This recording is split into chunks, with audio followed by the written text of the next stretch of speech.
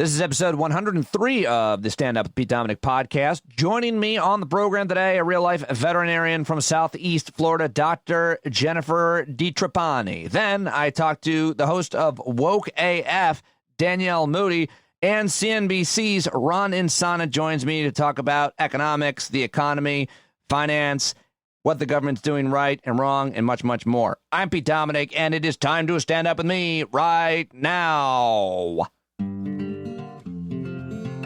Hey, everybody. Welcome to the show. Got a great one for you today.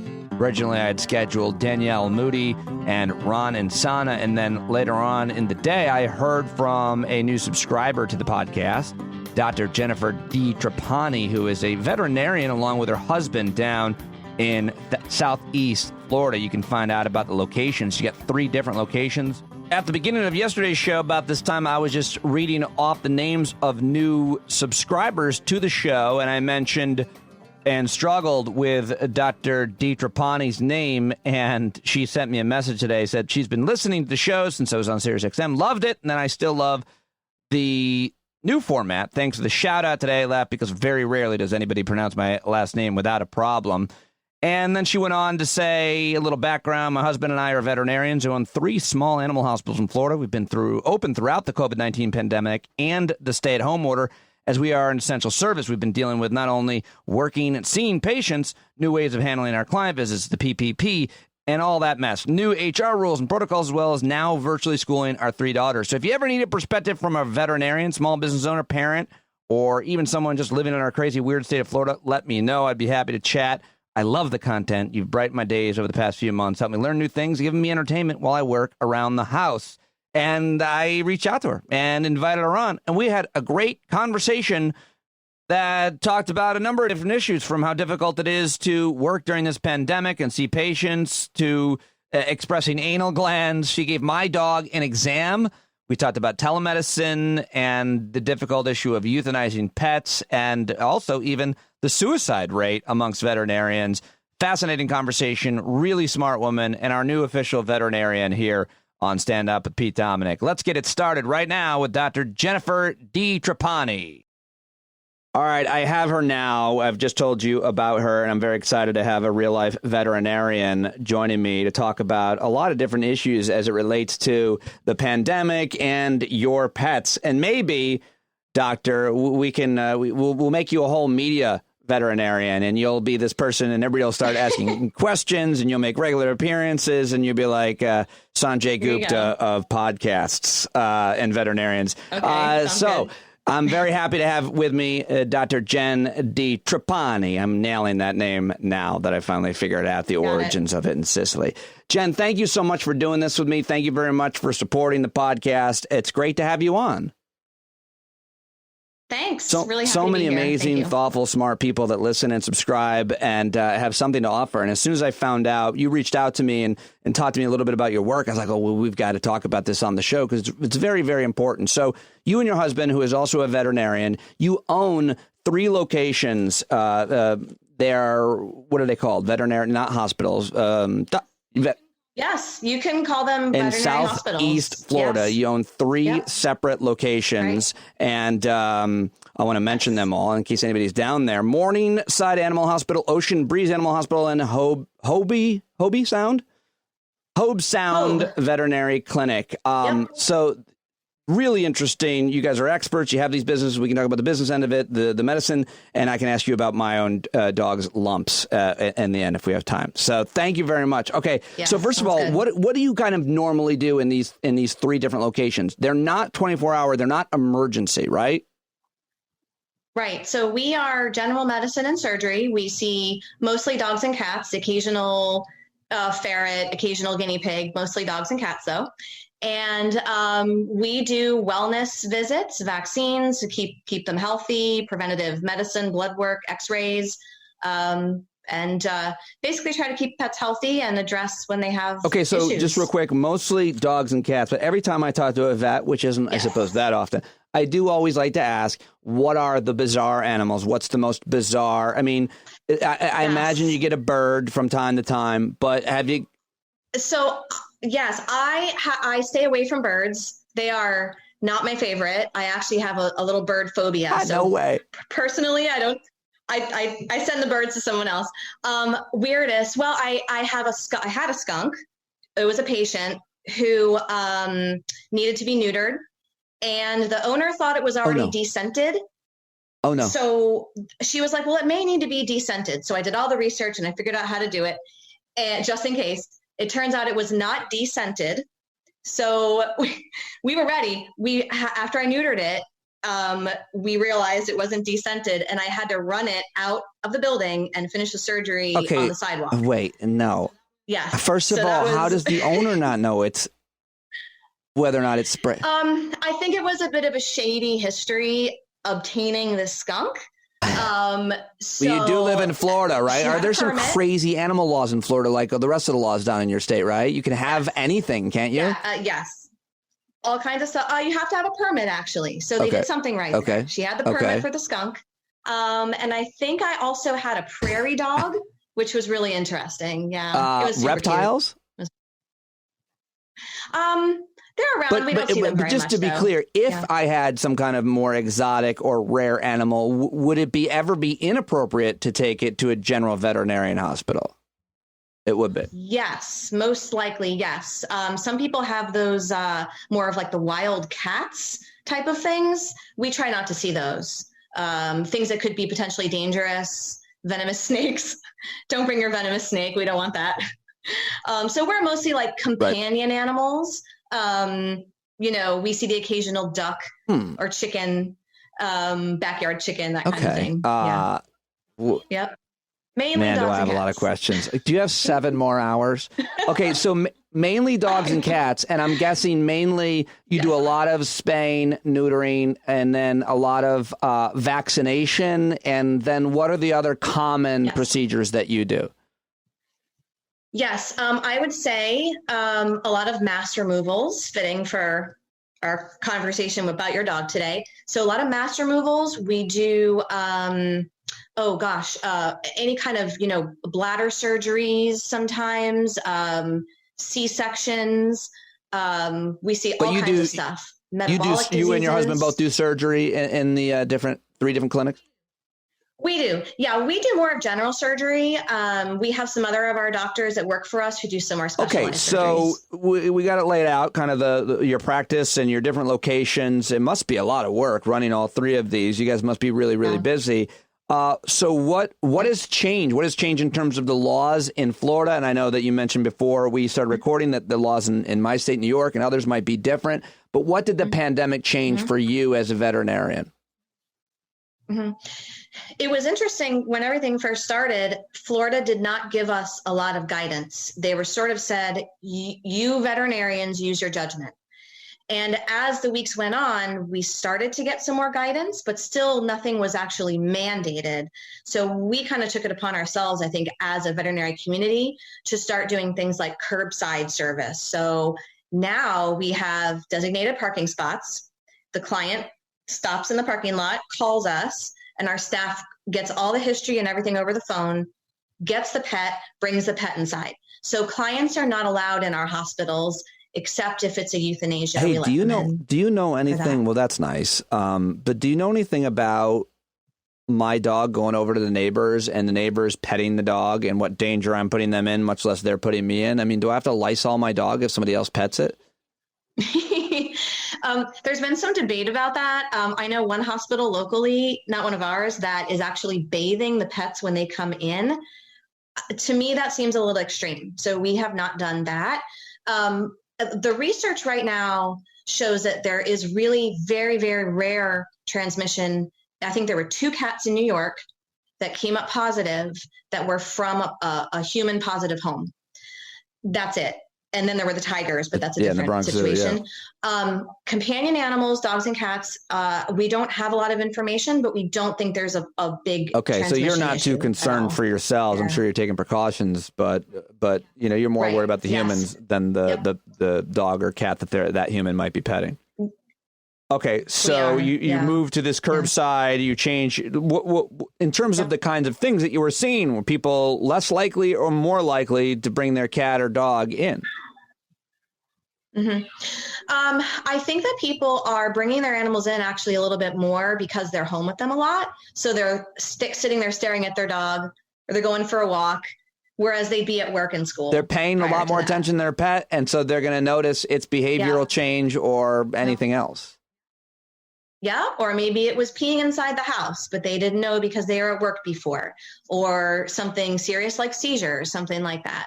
And I think people have a lot of extra time on their hands too. So we are seeing quite a bit. Luckily, we're still busy. And I want to say that most of it is sick. A lot of it is sick patients. Sick patients being the animals. You're always referring to the animals, right? You always call the animals. Yes, the patients are the animals. The client is the human. You mentioned, though, too, that you're seeing another interesting thing with a lot of, dogs especially, which is exhaustion. Yes. I personally have seen several cases where the owner said, my dog is suddenly limping, and you get a little bit more information and you find that they've gone on a 5-mile run when maybe the dog's never gone that far or something like that. So those memes are real. Like we are, a lot of us are exhausting our pets because they never get walked this much. Yep. I think that's a lot of it. So it's good. It's a good thing for the pets are getting a lot of exercise. I see people in my neighborhood I've never seen before walking a dog I've never seen before. Right. So I'm seeing that as well. So what is the difference, by the way, in terms of the way that you guys run your businesses in terms of wellness checkups and surgeries and so on versus what I see these 24-hour hospitals, emergency care? Does that vary state by state, or do you do one or the other or both, or? You can do one or the other or both. So if we wanted to turn 24-hour in our practices, we would basically have to hire more staff, hire a doctor who wants to be there all night, and keep the lights on all night long. We have chosen not to do that. We do what's called basically day practice. So we're open from, 8 to 5:30, 8 to 7. And then we send any emergencies to that 24-hour clinic. So we have a few in our area. Now in Florida, really nice. I noted last time I was there, they have billboards in Florida that tell you the wait time at an emergency room, which is bizarre and hilarious. We don't have that for veterinarians, right? There's not that. Okay. All right. I always think we don't. Like you're going to I know exactly. Like you're going to see that billboard and be like, you know what? I should get this bleeding foot checked out now that there's not much of a wait. There you go. Like that's something that you consider competition. Okay. So by the way, why, are people going in the middle of the night, Jen, like with emergencies and What kind of every time I drive past this place, late at night or early in the morning, I'm always wondering who's in this 24-hour emergency. What would happen? What would be an example? So many things. Sometimes what people will do too is they'll wait all day until we'll wait. We'll keep watching. Say their dog's vomiting all day long. By the time they know it, it's 7 o'clock, the day practices are closed, their dog's been vomiting all day, and maybe something's gotten worse. So then they have to go to the ER. It's sort of the only option. That happens quite a lot, actually. I would say there's people procrastinating during the day, and then they end up going in the middle of the night with them. Possibly. We also have cases where we'll see a pet during the day, and we'll say, okay, if this gets worse, we're not here overnight. You're going to have to go to the ER. So we'll set them up for that. Yeah. Do you love what you do? Yeah, I do. What's the hardest part? Oh, gosh. Well, for me, being a business owner and a veterinarian, I have some other aspects to it that a lot of other people don't. I mean, everyone would probably say one of the hardest things is, euthanasia. That's always hard. I try to take it as, this is a peaceful moment, something, a nice option that we have for our pets. We don't have to see them suffer, that kind of thing. Some of the euthanasias are really, really tough, especially if it's a young animal. We have, in our profession, a lot of the stress is financial. So you have the crossroads of, you have these high emotions with a person with this pet they're bonded to, and they may not have enough money to do whatever it is they need to do to save this pet. So you're faced sometimes with situations where, this 1-year-old dog has been hit by a car. Okay, it's going to cost $2,000 to save your dog. Well, I don't have that. Then it's really hard. It's really hard. And, it takes some special people, honestly, to do it. And unfortunately, our profession has a high suicide rate. Is that right? Yes, absolutely. And yes. So I'm so glad that I asked you the hard part, because I didn't even think about euthanasia, and I certainly didn't know about the suicide issue. But let me just ask you about the euthanasia. How often do you euthanize an animal? Oh, goodness. I would say it depends. I mean, I worked on Saturday for 5 hours. I had 2 euthanasias just in that day. Some days you work and there's none, but we try to be there. One of them was a 19-year-old cat that we'd been working with for a few months, and she was doing great. And got sick pretty quickly. And so that was one of those cases where I think it was, I try to make it, it's not a happy moment, but we're grateful for what they've done. We've had all these years with them, and now we can do this for them. So I try to tell people it's not for us. We want to be selfish. We want to keep them around, but it's for the pet. I'm imagining that sometimes people do keep their animal far too long, where the dog or the cat is in tremendous pain or suffering. We do this with humans as well. There's a debate about euthanasia with humans, one might argue, but we have we have the ability to make our own choices usually, or at least before we might get ill. Yeah. But I mean, how often do you see that where you and do you step in? Do you gently say, listen, I know this is the hardest thing in the world for you, and you're so close, but the dog is in tremendous pain. Is that the... Yes, we have had to do that. I think each vet has maybe their own way of doing that. And I think that as the years go on, you learn the ways that you can sort of talk to people gently about those things. But it's so tough. I mean, you've got just, people just sobbing in front of you where they probably would never do that in any other situation. So you have to kind of try to be that strong one. What is the suicide issue about? Can you say? Do you know?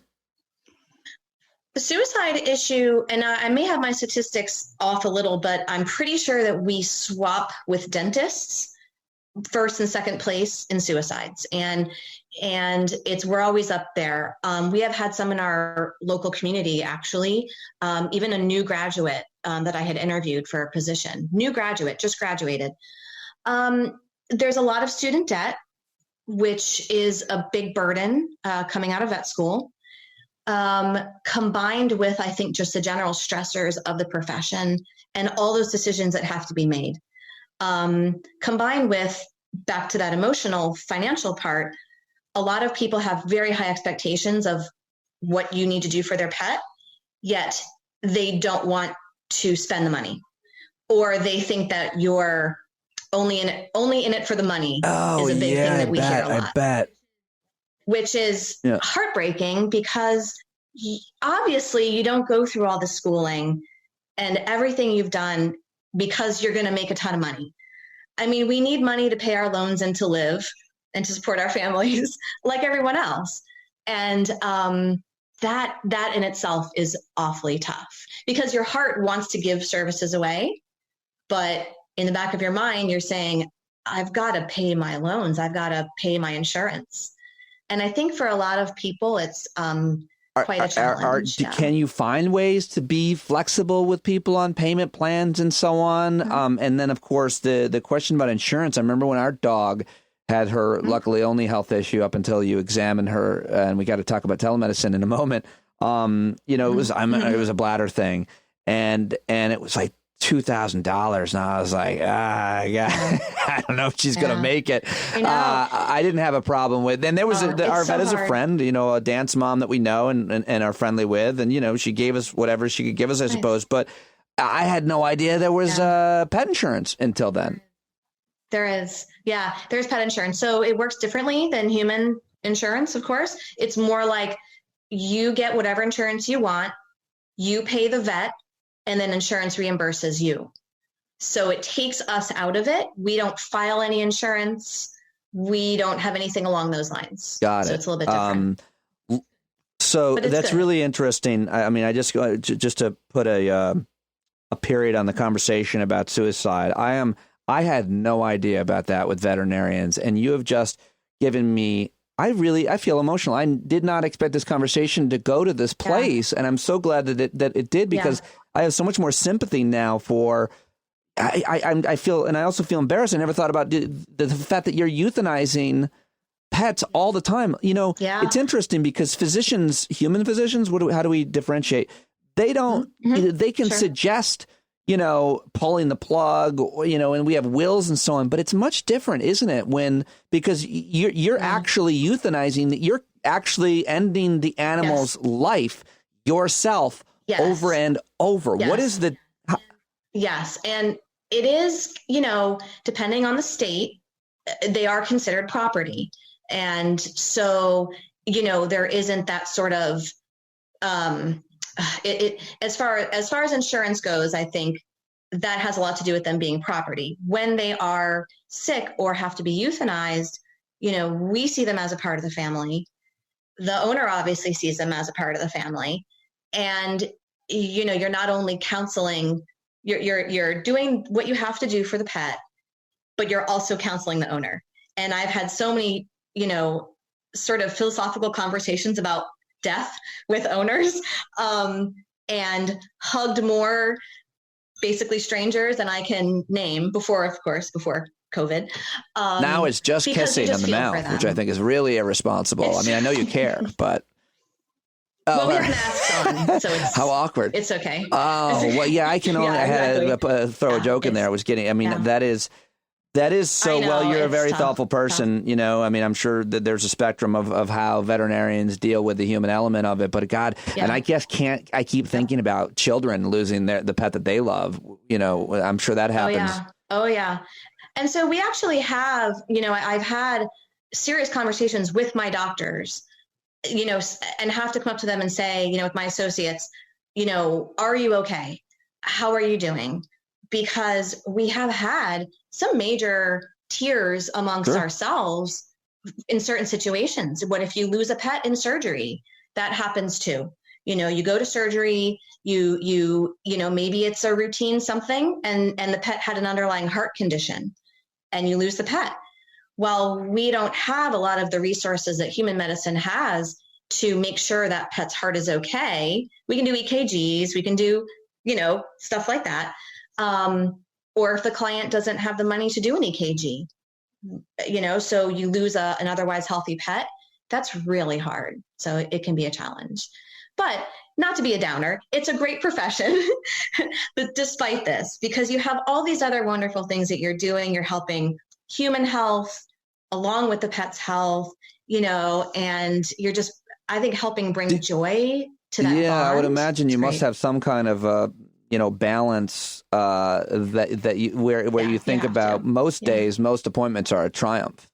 Most of your appointments, I want to think you're helping the animal, and as you say, and through that help, you're helping the human feel better about that their dog or cat is going to be okay or whatever. I guess you try to probably cling to those appointments and procedures more than the tough ones. You do. It's always easy to remember the down times, the bad cases, the cases where somebody's we've had people yell at us, people badmouth you on social media. That's the easy stuff to remember. But what you try to remember is when somebody brings us, food in the clinic, or somebody writes you a nice note just to say thank you. That's what you really try to remember is those times. Oh, that's also fascinating. And you and your husband running these businesses together. I could ask you a million more questions. I don't want to take up too much more of your time. And I do want to show you my dog. And I'm trying to figure out how I can make this work for audio. But either way, I can edit it if I need to. Yeah. But let me just press pause and go get the dog. And I'll get Julia because she's the one who's most concerned. What's your dog's name? She or he? But my brother went off on me one day, telling me, we were talking about people, and he said, gender doesn't matter. Anybody who thinks gender matters anymore is so ridiculous. It's 2020. It just doesn't matter. Gender doesn't matter. I was like, fine, gender doesn't matter. Okay. I mean, I think it matters sometimes, with health and whatever. And we were arguing. Okay. Sure. And then I told him that his dog was visiting. I said, she just keeps going over there and getting lost. And he said, it's a he. And I said, gender matters with your dog. And he just goes, oh, you got me. So. Yep. Got him on that one. Dr. D, I learned so much about veterinarians and vet medicine and as it pertains to what's happening during this time. So thank you so much for joining me today and for supporting the podcast. And you are now the official Stand Up with Pete Dominick vet. Is that okay with you? That's perfect. And love it. I can send people your way, especially if they're in Southeast Florida. Yeah, absolutely. All right. Then I'll get all the info and post it along with the podcast. And I cannot thank you enough. It was really, really great to talk to you. Absolutely. You're welcome. All right, Dr. Jennifer D Trapani. I did bring my dog down and showed it to her, and I'll try to post some video of that, but it wasn't going to really translate for those of you listening on the podcast, so I edited it out and just included the part with me thanking her and saying goodbye. But she was great, and she is a subscriber on Patreon, and I'd love to have you join up, too. And if you are, I'll give you a call. Maybe you can be on the show, and it'll be great. We're creating a great community of subscribers. Patreon.com/Pete Dominick. Okay. Danielle Moody is a really smart, passionate, intelligent woman who I've known for a while. We know each other from SiriusXM, where we both worked, MSNBC, where we both work, and now she's got her own show, Woke AF. You can find it wherever podcasts are available. She is also daily, and she's also on Twitter. Check her out there at D2Cents, DEETWO Cents, CENTS, D2Cents, and her Patreon is patreon.com/wokeaf. Here is our conversation right now. And here she finally is, Danielle Moody. This is the first time we've had time to sit down on the podcast a little bit more casually. I had you on for like quick hits and quick reactions on a couple of my montage shows, but you've been hard to get a hold of, but I'm glad I got you. Thank you for joining me. Thanks so much for having me, Pete. Can I record the Zoom? Yeah, you totally can. Because you're not wearing makeup. I'm not wearing makeup, and everyone can just deal with the reality of what I really look like. Can we talk about the inherent sexism in your need to mention that we talked about this before we started, and the Zoom camera lit up, and you apologized for not. Well, first of all, I looked at you and I said, "Oh, Danielle looks great," and I go, "I wonder if it's her hair," and I go, "Oh, I don't know," and then you go, "I'm not wearing any makeup," and then in my mind I said, "Oh, I think that's where she looks great. Why she looks great," and then I realized I don't have to apologize for this head, and. Maybe I should. Maybe it's just sexist, you know? No apology needed. Sorry, I'm not wearing a cap and some sunglasses and a face mask. Do you have a lot of face masks? Yes, we actually just bought about 15 of them. We've had some made for us that are like cloth masks, you know, and others. My family friend sent us a bunch, so that was really nice. Are there any designs on them or anything like that? Some of them are like, you know, bright colors to try and be a little bit more, I guess, festive in the state of the Black Plague. I don't know. Would you ever wear a mask with a political, like a Biden 2020 on it? No. I would wear some with like political statements like, fuck, I should get a woke as fuck mask, frankly. Ooh, yeah, that's a good idea. Oh, I could start saying that. Yeah. No, I'm not going to, what you mean, like the Trump-Pence koozie mask looking thing? Yeah. Which is so incredible to me because, dude, they don't even believe in masks or know how to wear them. So, but they'll monetize the fuck out of it. So there you go. So let's start there. They don't believe in masks. There's a frighteningly large percentage of Trump supporters that really that don't buy into a whole lot of things. And I have to wonder how much, now I'm kind of obsessed with this, and there's probably really not a lot of data on it. Maybe there is.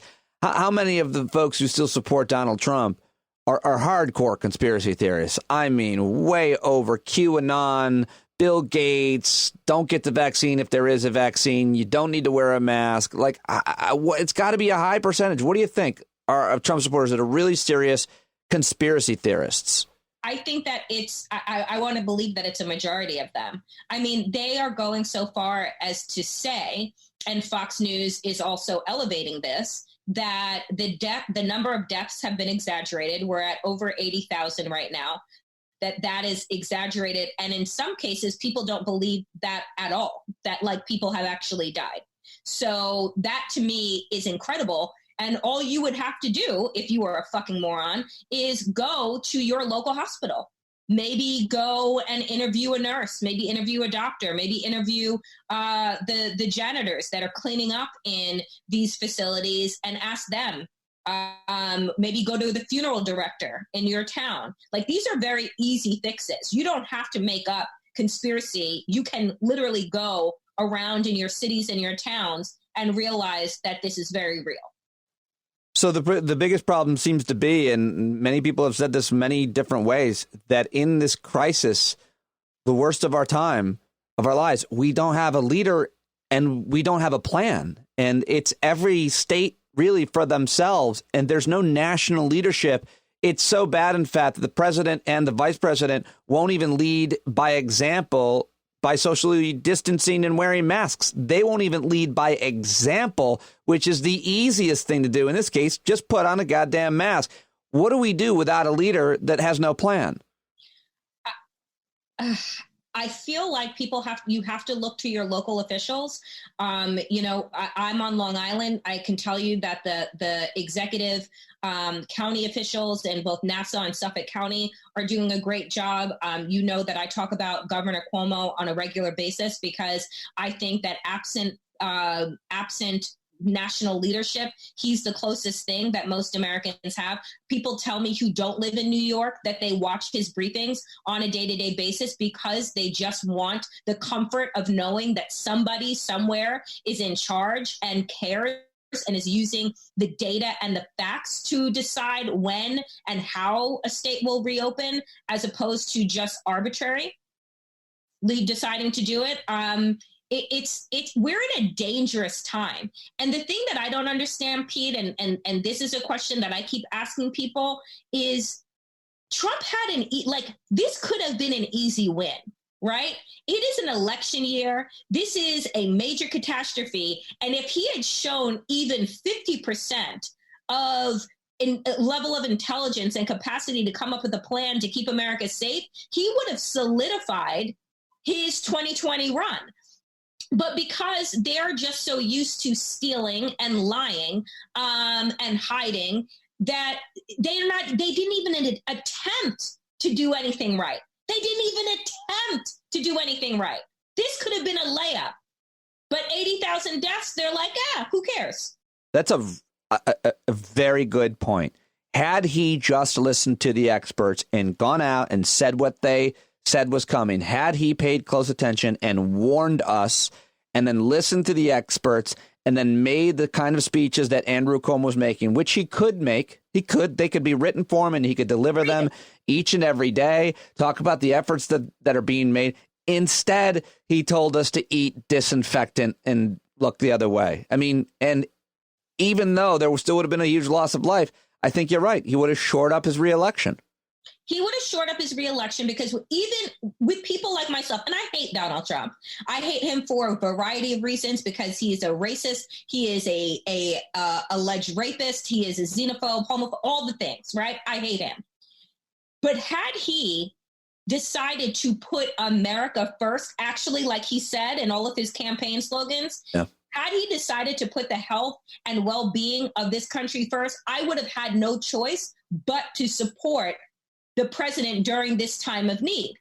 But he didn't do that. Every day, it is almost as if he wakes up and he says, what is the opposite of the right thing that I can do? I'm going with that one. And it doesn't seem to be working. I mean, it would seem that his support will never actually crater. He'll always be at this basement level of however many 30% that aren't going anywhere. Although maybe that's not true anymore. Maybe if we get to the type of unemployment level and pain that comes with it, maybe that will change by November. Let's talk about it. What do you think is what are your concerns about the presidential election? Where's Joe Biden? So this is a question that I ask myself on a day-to-day basis because I think that Joe Biden is continually missing opportunities to lead in this moment.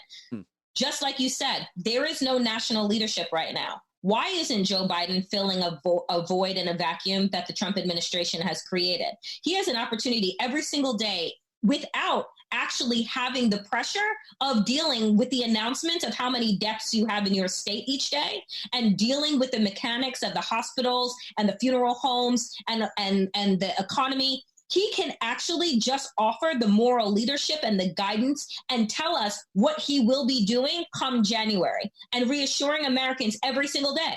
He could get on and do a fucking Zoom conference call with the American people every day at noon. And again, it's a great situation for him because he doesn't have to travel. He doesn't have to worry about being interrupted by other people. He has us captive. So why his campaign isn't utilizing him and utilizing this moment and going after the president and saying every single day, you know what he could remind us? 80,000 people have died because of Donald Trump's ignorance. 80,000 people, 33 million people now have applied for unemployment. Our unemployment is now increased by 7%. We haven't seen that level of growth in unemployment since the Great Depression. Mnuchin is telling us that we could meet 25%, a quarter of Americans will be unemployed, right? Again, I don't know where all Democrats are, but in this moment, where's Joe Biden? Why isn't he having this conversation? Why isn't he creating the shadow government that America desperately needs right now? I don't know.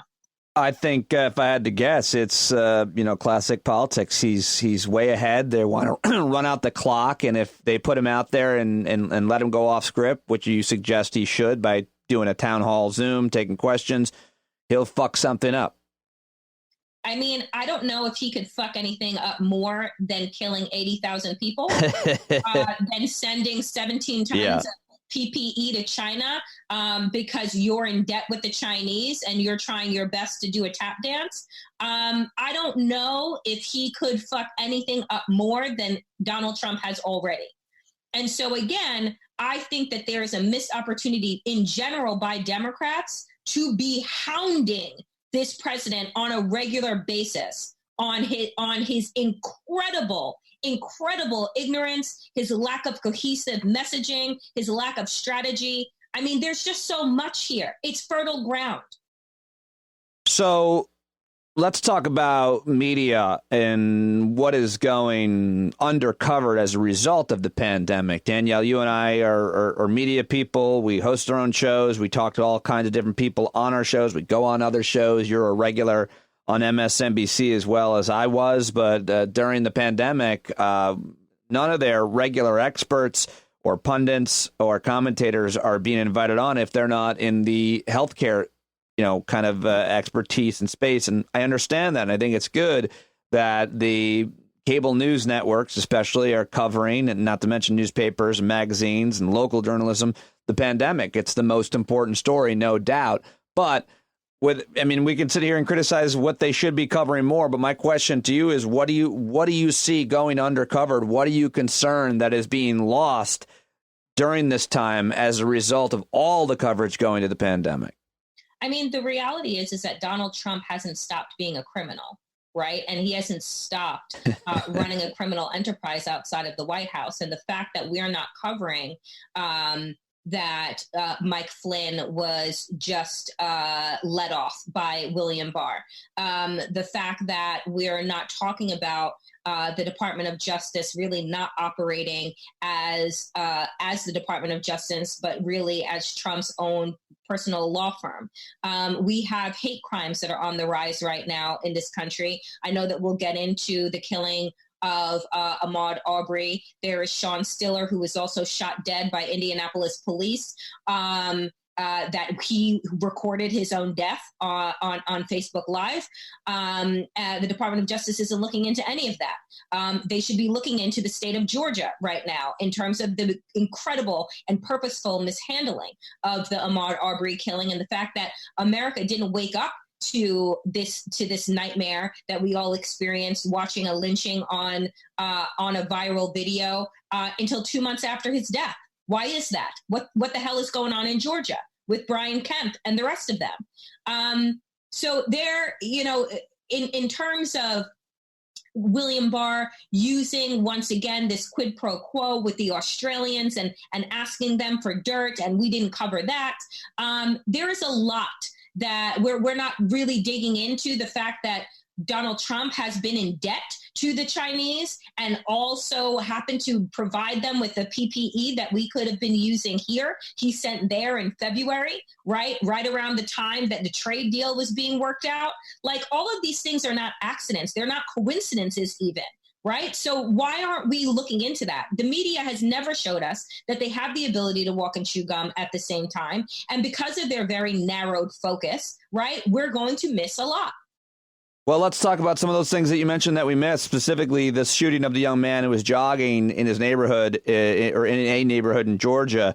I guess he didn't live in that specific neighborhood, but Ahmaud Arbery is his name. There's a GoFundMe set up that's now, the goal was $100,000. You shared it. That's how I found out about it.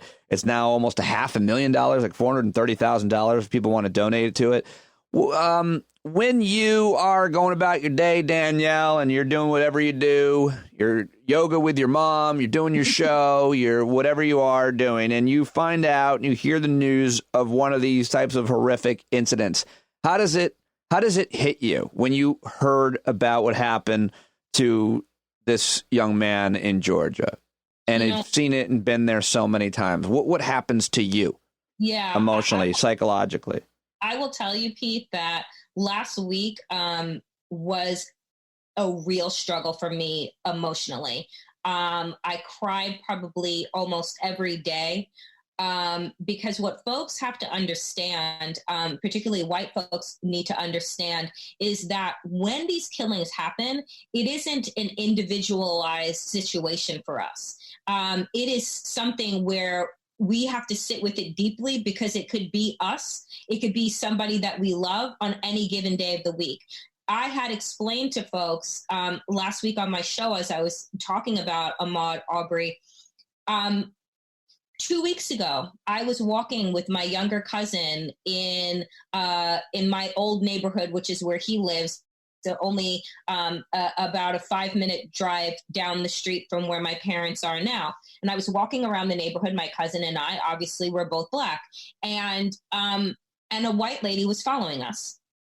And I had to stop and turn around. And once she was aware that I was aware of what the hell she was doing. Just slowly following you in a car? No. Walking and like looking and, And once we turned around and she realized that we knew what she was doing, she found herself walking in a different direction. She found herself doing a pivot. And I kind of waited with bated breath because I'm just like, how long is it going to be before there are some type of sirens, right? Like, do I need to now look out for the police that could roll up on me and be like, what are you doing here? And it's a neighborhood that I live in and I'm walking around, right? So when I hear and I have to bear witness to yet another lynching of an unarmed Black person, and that we have become so accustomed to seeing Black death and Black trauma, the word unsettling doesn't even begin to give you an insight into the devastation that happens. And then we're just as Black people expected to just, go on about our days, right? And you're thinking about your sons and your daughters and your nieces and your nephews. And you're thinking about the fact, I wrote about it last week for Zora magazine, that this whole tip your mask movement about holding down your mask so that white store owners don't think that you're about to rob them. So I need to expose myself, right? As a way to make sure that they know that, like, I'm safe. What is this? What? So in a couple of jurisdictions around the country, they are trying to instigate a campaign called Tip Your Mask. Because one of the first things, as soon as local government started saying that everyone was going to have to wear masks in public, I'm like, how is that going to play out for Black people and people of color? Never, ever thought about that. And I said, because Trayvon Martin was shot dead because he pulled up his hood in the rain, right? Ahmaud Arbery was shot dead because he was jogging in a neighborhood. Like, we're not allowed as Black people to just like be, right? So the idea that I have to tip my mask down or maybe not wear a mask, right, so that I can shop. There were two Black men that were kicked out of a Walmart, right, because they were wearing masks. What? Why am I being kicked out of a store for wearing a mask for my own public health and protection? I got to look this up. I did not hear about this. And so I wrote about this, and I said the whole idea of tipping your mask, while the intentions may be good, it's racist and discriminatory, right? Why is it that me or my cousins or my family members wearing masks is considered dangerous, but you have these white motherfuckers rolling up to the state capitals with AR-15s and gas masks with their whole face completely obscured, yelling in police officers' faces, and they're not considered a threat, but me wearing a medical mask for my safety on a Black body is considered threatening? I'm seeing it here, the Washington Post. Yeah.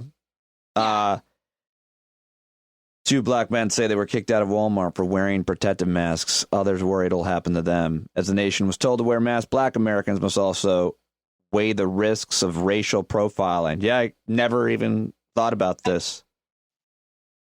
And the point that you make about, I keep hearing people make this point about all these idiots showing up at these protests armed with, machine guns or whatever, AK-40 semi-automatic rifles, not to mention, any other weapon and camouflage. And they always look like little tiny babies to me.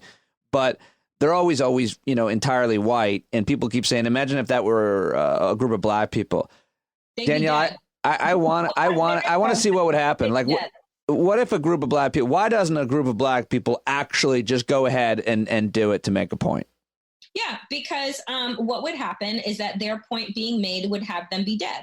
And so we had this happen in the late 1960s and the early 1970s. It was called the Black Panthers. The Black Panthers were an organized group that were about Black empowerment and being able to embody all of the rights and the responsibilities of citizenship of this country, which includes exercising their Second Amendment right. It was the only time in history that that we know of where the NRA then wanted to invoke gun policy laws. Why? Because Black people were also going to exercise their right. And you saw them with their rifles and doing gun training and all of these things. Then all of a sudden, white America got scared and said, oh, we need gun policy because those motherfuckers can't be armed. Right.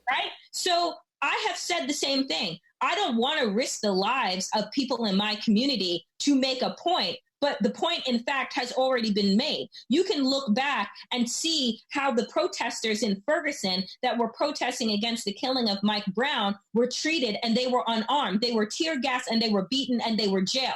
And then you can look at the pictures of over the past couple of weeks of these people armed to the nines. Yep. Screaming in the faces of police officers, and not a fucking hair on their head was moved, and not one goddamn person was arrested, right? Or beaten to the ground in the way that we have seen them do with children. Yeah.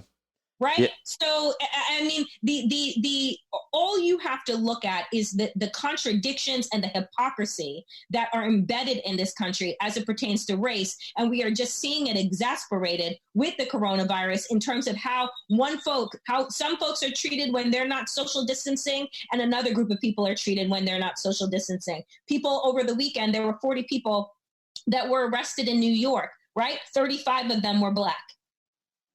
Really? For not socially distancing? For not socially distancing. Did they get warnings? How does that even? Well, one man was warned, and by warning, he was beaten to the ground in front of a bodega in the East Village. So, like, again, when we talk about, police are going to be enforcing these social distancing, all you're doing is giving them the green light to increase their victimization and their brutalization of Black and brown people.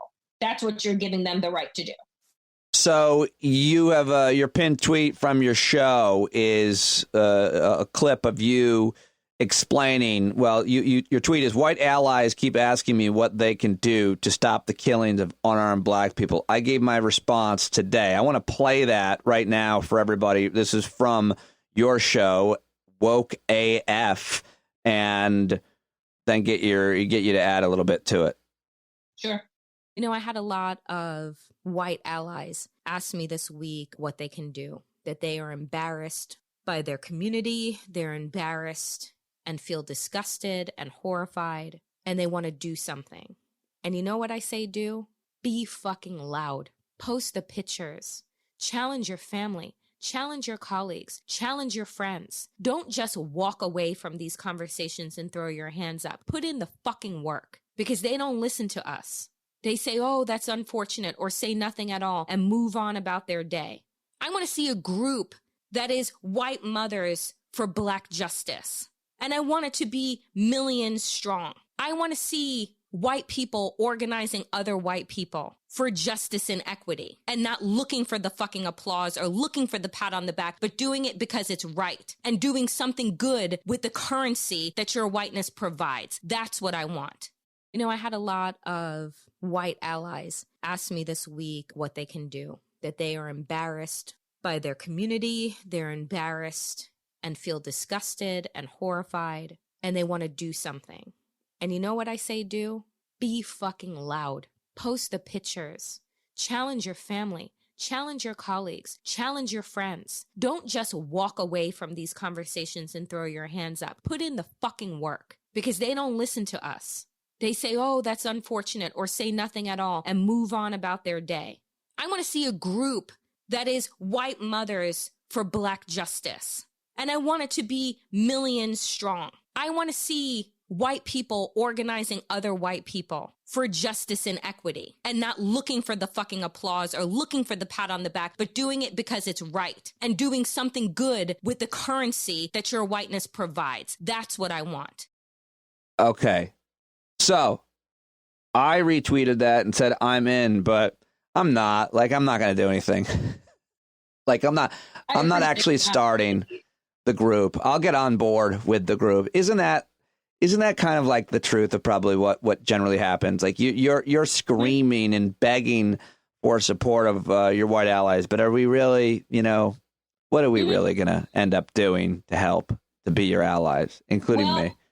I will tell you this. I was actually pleasantly surprised over the weekend. I got a note on Instagram, and the note was from a white woman who took my words to heart and is starting a 501c4 called White Women for Black Justice. Oh, wow. Yay. And she has decided, she has set up an Instagram, she has set up a Facebook, and she has set up a Twitter to begin to organize white women for Black justice. Because one of the things that I had said in that clip is saying, I look at white women, specifically those that have children, and the fact that you can't think about Black women and what they have to explain, and Black families and what they have to do to protect their children, and you do nothing with the currency of your whiteness, right? You do nothing with it.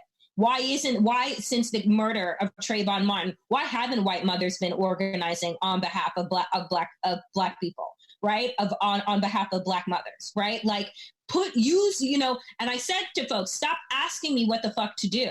Like, you know what to do.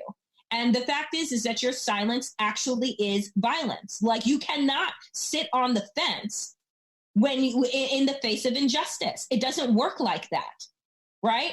And so I ask people, and I plead with people, if that means retweeting, if it means posting the pictures, posting the videos, starting the conversations, having those conversations with your loved ones, organizing, like-minded people, challenging people, because they're not listening to me, right? But they will listen to you.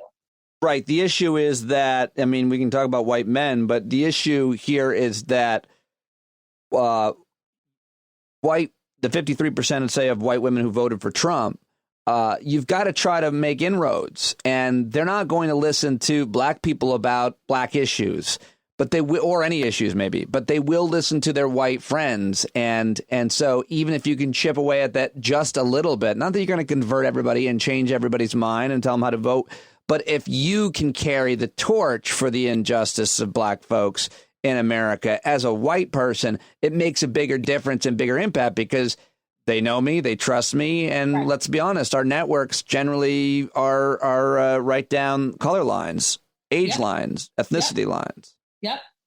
It's important. And I wanted, and I call on people and I call on your listeners as well. Like, you really have to begin to think outside of yourself, right? And you have to think, and the first step is understanding, there is this thing called white privilege. Yeah, wait a minute. That is really concerning about the fact that you see these videos and pictures of these armed white men screaming in the face of these police officers, but we tell black people that they need to just be respectful and then they won't be murdered. Get the fuck out of here, right? Like, oh, I need to be respectful. Yes, ma'am. Yes, sir. Nod. Keep my hands on the steering wheel. Speak slowly. Do all of these things. But you have the ability to go scream and spit in someone's face, and for sure you're walking out of there. Yeah. Okay. Right. So being able to recognize that truth, and then you have to ask yourself, what can I do now that I have recognized that truth? Right. And it starts with conversations. It starts with connections. And I'm asking folks not to look away, not to change the channel. Right. And to get comfortable with being uncomfortable, because you should be as uncomfortable as the rest of us are, because this is our day-to-day lives. Well said. Well done. And if you want to put me in touch with that woman, maybe I could have her on my show and promote that 501c3 and all that. Yep, I will. Last question for you, Danielle, and I really appreciate your time today. Do you have a choice for VP candidate for Joe Biden? I mean, in my dream scenario, it would be Stacey Abrams. It would be Stacey Abrams for a couple of reasons. One, I think that her ability to organize and galvanize and excite the Democratic base is incredible. I think that she is brilliant.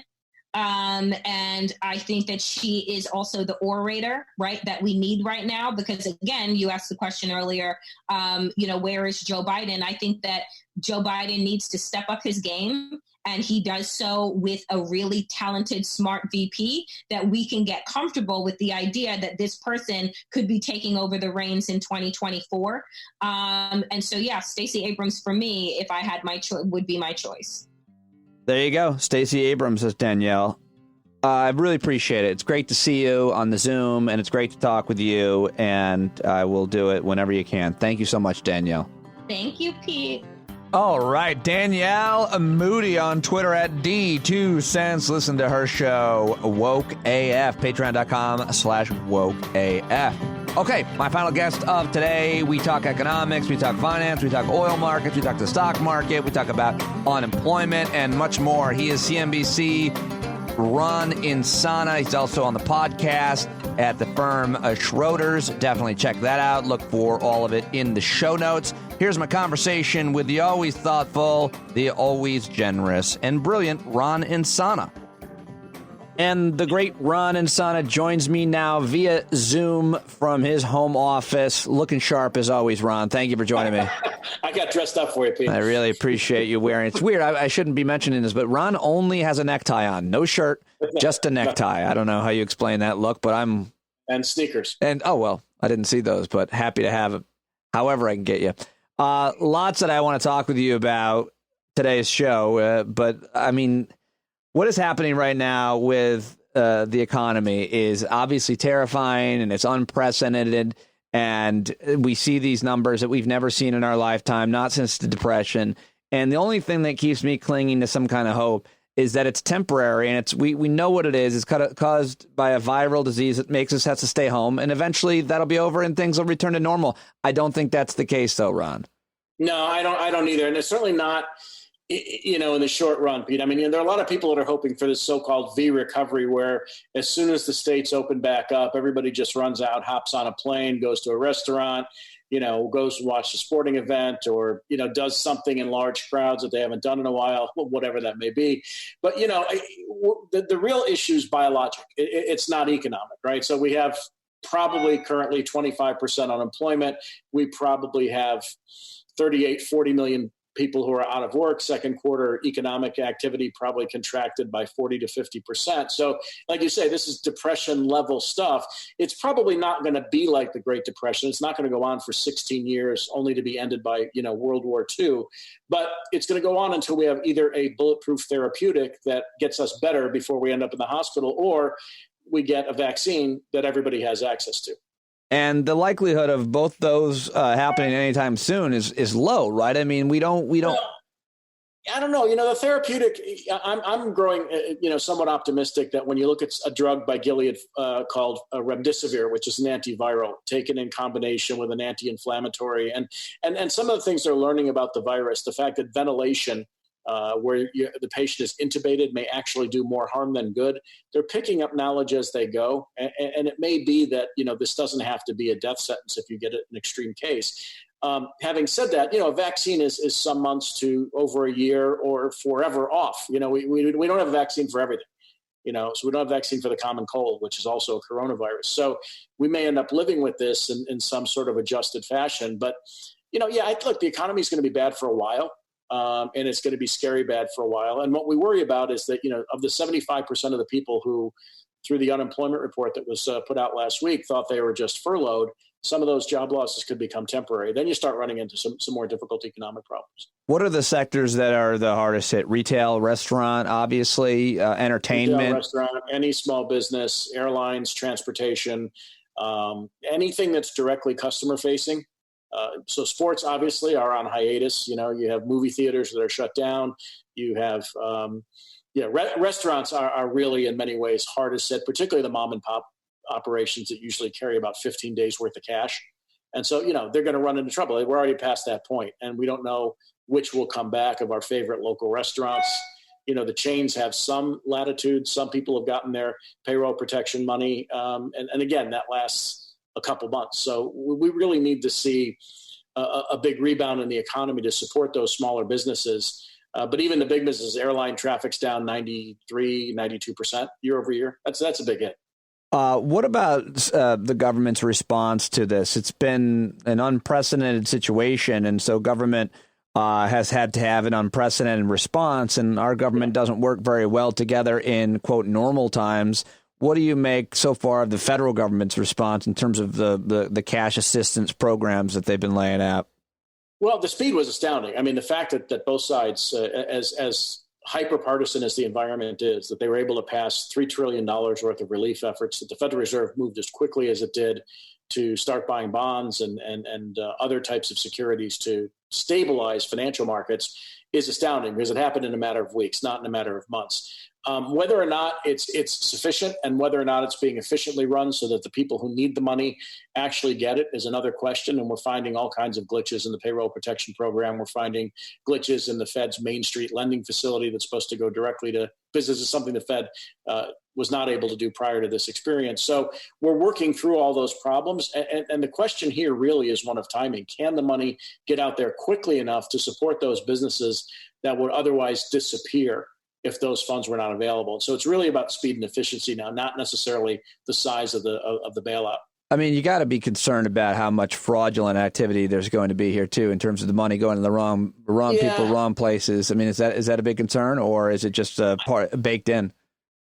Yeah, it's typically baked in. I mean, it's going to happen to in some degree and to some measure in programs of this magnitude. And again, we've never seen anything this large. The last time we bailed anything out was bailing out the big banks. The government took equity stakes in all the banks. And so there was a fair amount of oversight. So, and in fact, they reformed banking practices pretty dramatically in the wake of the great financial crisis. Here, you have everybody, applying for money. And, some people need it, some people don't. You had some large companies apply for it when they weren't really, locked out of the public markets to raise equity, stock offerings or raise money through bond offerings. And so some of them gave the money back. So, cases like the Los Angeles Lakers or like some of the hotel chains that got money that shouldn't have gotten money.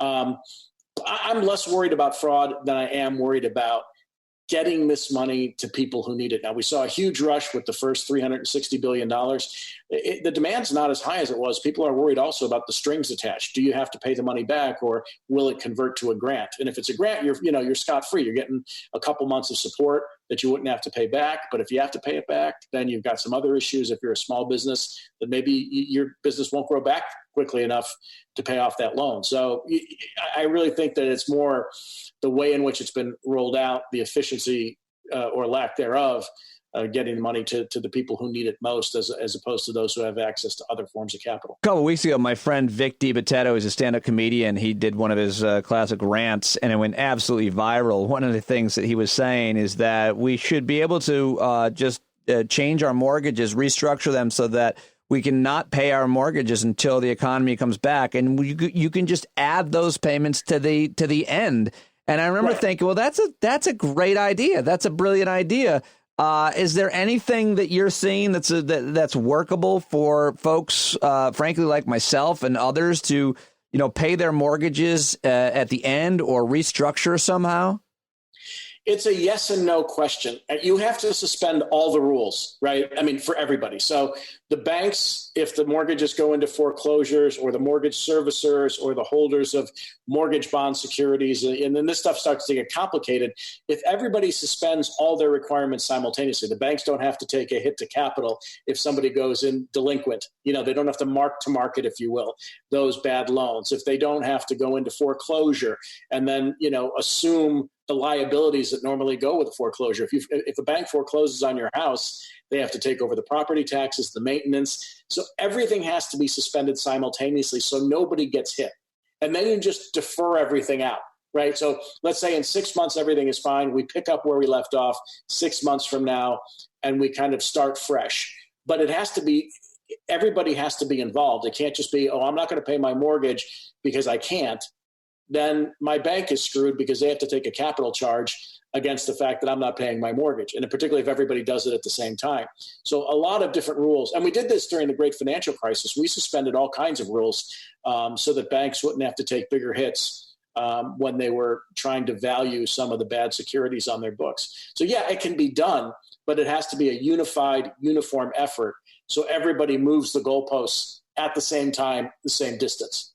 I probably should have asked you this before we started, but I just heard about this yesterday. The Washington Post reported that senior economic officials at the White House are exploring a proposal by conservative scholars at AEI and Hoover Institution, these two right-wing think tanks, that will offer $5,000 stimulus checks in exchange for slightly delayed Social Security benefits. And people have gone nuts at this idea. Are you familiar with this idea? Oh, I am. I hate the idea. I think it's horrible. I mean, it's basically taking an advance on your Social Security payments. You're really, borrowing from Peter to pay Paul. And I don't think that's a good plan. I mean, if you're already in retirement and, you take some of your back end, maybe that makes sense because it allows you, a grace period here in the short run. If you're not yet retired, taking money against your Social Security and then having to pay into it fully, I don't love the idea. There's a host of ideas being kicked around right now, cutting the capital gains tax and other stupid stuff that's not really going to help the economy. What about these Democratic senators, Ed Markey, Kamala Harris, Bernie Sanders, a monthly economic crisis support act, which would provide a monthly $2,000 check, Ron, to anybody struggling to make ends meet during the pandemic? What about that? That one I'm kind of in favor of. I think, listen, it's pushing us towards universal basic income, which is a concept that Andrew Yang ran his presidential campaign on. Whether it's $2,000 or $1,500, whatever the income cap is, which I believe was somewhere around $150,000 in that neighborhood. For everybody in the family, that's a lot of money. If you have, 5 people in the family, that, you're talking about $10,000 a month, which is more than, most people make. So maybe let's say $1,500 a month for the next 6 months or, maybe as long as it takes. I think it'd probably be more efficient than the programs we've rolled out so far, which would include extended unemployment insurance benefits, the enhanced benefits. Look, you have to support people in this environment to get through this. I mean, this is a very deep slump. And I don't think people have really come to terms with just how, you see it, in street scenes of New York or Chicago or, Palm Beach or Beverly Hills or any other street that they show in the country where nobody's walking around. Yeah. That should tell you how deep the slump is. So people are going to need a significant amount of money to tide themselves over until this is done. What the hell's going on with the markets? You have a piece at CNBC. The market is not out of touch with reality. It's just showing how the economy has changed. I read it twice and I still don't get it, Ron. which part don't you get? That's on me then. No, it's not on you. It's definitely on me. The stock market, is it reflecting the economy or not? It's reflecting the changes the economy is going through during this period where, Pete, if you look at everything that's happened, right? I mean, so now we're ordering even more than we ever did from Amazon or Walmart or Target or anybody who can get goods to our door. And taking longer to get it, Shakes Fist. Where is it? A little bit. Listen, I'm getting my new iPad today, and, and I got one thing in less than 24 hours from a new supplier that's given me studio equipment for TV. And anybody who's bringing services to you, whether it's, DoorDash or Instacart or any of these other organizations that are bringing your groceries, bringing you water, bringing you food, bringing you, whatever you're ordering to your doorstep. It's contact free. Netflix is bringing you entertainment into your home. So is Disney Plus. Zoom is allowing us to do this, which we wouldn't otherwise have done. So any technological change that's digitizing our economy more rapidly than we thought was going to happen is benefiting. Some of those are big stocks: Amazon, Microsoft, Netflix, Facebook. So they're heavily weighted in the averages. They're pushing the stock market up. Biotech is doing really well because that's where the cure is going to come from. Airlines are doing horribly. Transportation, energy, banks not doing well. So the market's really bifurcating. It's splitting and rewarding those companies that are at the forefront of this change that may well be permanent, and then punishing those companies that may be falling behind in the long run. But there's not that many companies. You talked about how it's weighted and it's very few companies, but it's just how it's measured. You would think that all of the rest of the economy and every other industry would be weighing it all down. I mean, what are people invested in? What are people buying? Amazon, Netflix, Microsoft, Intel, NVIDIA, all the big biotech companies, the big pharmaceutical companies that are on the forefront, some of these other companies that are relatively small, but they're also at the forefront of, vaccine development, and they're working in concert with much larger firms. So that's where we're seeing all the gains concentrated in the stock market. And when you add just to the, big core technology names, communication services, telecom, all of those stocks have gone up. And when you take those together, that's about 30% of the S&P 500. So if they're rocketing to new highs, they're going to push the averages up. And those other companies are being weighted less and less, like energy, which is now, I think, less than 3% of the S&P 500. So that's, and they're getting pummeled. They're down 60% year to date, while Amazon, Microsoft, and the others are up a lot. Ron, what about anybody that is making predictions about the economy? And let's just cut to the chase. Around November 3rd, where are we going to be? I mean, everybody wants to obviously always tie economics to politics, especially to election day. Probably nobody more than incumbent politicians like President Trump. But I also feel like it's really kind of hard to tell. And we're, the economists and the finance people like yourself are probably looking more at the public health people and the epidemiologists than anything else.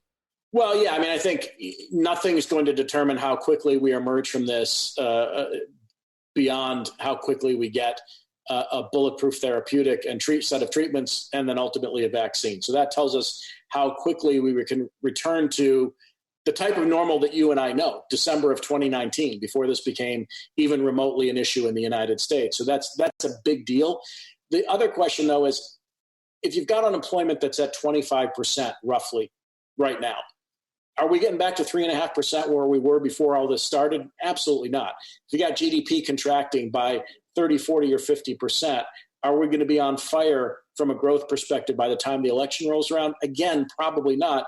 And you have the one complicating factor for President Trump, whose approval rating at one point briefly touched 50% and is back to 43, pardon me. Even when the economy was doing very well, his approval ratings held at 43%. We've not seen that before. Right. So now you got a president with a 43% or less approval rating and an economy that looks like it's in a depression. I think it's going to be tough for him unless something miraculous happens to pull this out of the fire. There's really not much else that government can do, I would imagine, than they already are that would really make a big difference. Well, I think so. If you look at some of the riskier areas right now, it's the risk that states and local governments start laying off people. because of their budget shortfalls. The federal government doesn't fill that gap. The states aren't going to be able to borrow the money. I mean, New York is already in a $10 to $15 billion hole. So they've got to go out and either borrow more money to finance essential services, fire department, police department, all that kind of stuff, sanitation. Without money from the federal government, you're going to see even more layoffs at the state and local level, and that will make it even worse. So the federal government can do something, and that is to provide state and local governments with some backstop here that will allow them to continue operating as we know them to be today. I guess the other really important point is that if governments like New York and our governor today announced that he's going to slowly open certain sections in certain places, but the bottom line, Ron, is my understanding is it's all about behavior. You can open up all you want. It doesn't mean anybody's coming, and you can't force people to leave their homes, get in their cars, and buy stuff. That's not something. So the point is, it doesn't matter if you're open. No one's coming. Right. That's the big concern.